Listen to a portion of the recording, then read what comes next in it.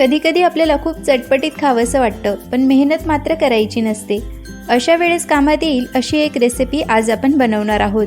अगदी 15 मिनिटात तयार होणारी चायनीज भेळची रेसिपी आज आपण बनवणार आहोत.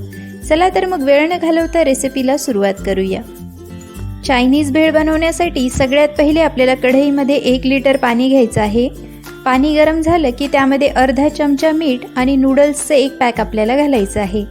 आता ह्या नूडल्स आपल्याला 5 मिनिटापर्यंत मध्यम आचेवर व्यवस्थितपणे उकळू द्यायचे आहेत. 5 मिनिटानंतर तुम्ही बघू शकता आपल्या नूडल्स अगदी व्यवस्थितपणे शिजलेल्या आहेत. आता यामधलं पाणी आपल्याला काढून घ्यायचं आहे. सगळ्या नूडल्स मी पाण्यातून काढून घेतलेल्या आहेत आणि त्यामधलं पाणी व्यवस्थितपणे गाळून घेतलेलं आहे. आता यामध्ये आपल्याला 1 चमचा तेल घालायचं आहे. हे तेल आपल्याला व्यवस्थितपणे सर्व नूडल्सला लावून घ्यायचं आहे. तेल सर्व नूडल्सला व्यवस्थितपणे लागलेलं आहे.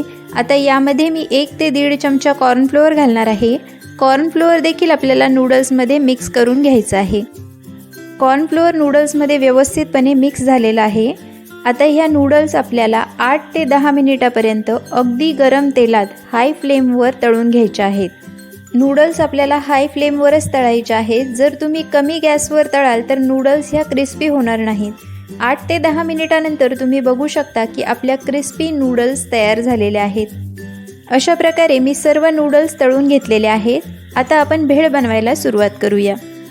चायनीज भेळ बनवण्यासाठी एका पातेल्यात सगळ्यात पहिले मी 2 चमचे शेजवान सॉस, 2 चमचे टोमॅटो केचप आणि त्याचसोबत 2 चमचे सोया सॉस घेतलेला आहे.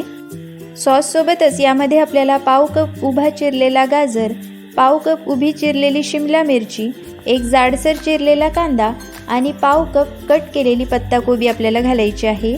त्याचसोबत यामध्ये मी थोडीशी बारीक चिरलेली कोथिंबीर घालणार आहे. तुमच्याकडे कांद्याची पात असेल ती सुद्धा तुम्ही कट करून यामध्ये घालू शकता. आता या सर्व भाज्या आपल्याला सॉसमध्ये अगदी व्यवस्थितपणे मिक्स करून घ्यायच्या आहे. भाज्या व्यवस्थितपणे मिक्स झाल्या की यामध्ये मी 1 जाडसर चिरलेला टोमॅटो घालणार आहे. त्याचसोबत ज्या नूडल्स आपण तळून घेतलेल्या आहेत त्या नूडल्स आता थोड्याशा तोडून मी यामध्ये घालणार आहे. नूडल्ससुद्धा आपल्याला सॉसमध्ये अगदी व्यवस्थितपणे मिक्स करून घ्यायचे आहेत.